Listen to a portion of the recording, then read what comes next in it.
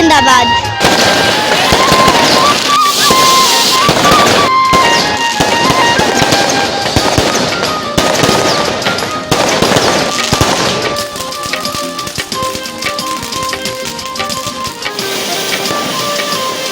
जी बिल्कुल, 14 अगस्त का आगाज़ हो चुका है। रात को 12 बजे आज मनो सलवा होटल पे तकरीब का इनेकाद किया गया, जिसमें आतिशबाजी भी की गई और जोश व खरोश से 14 अगस्त मनाने की तैयारियां जारी हैं।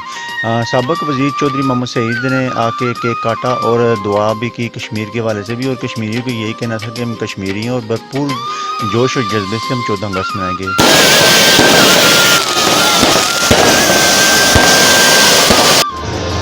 जी 14 अगस्त का आगाज़ हो चुका है। इस वक्त हम मौजूद हैं मनसलवा होटल पे।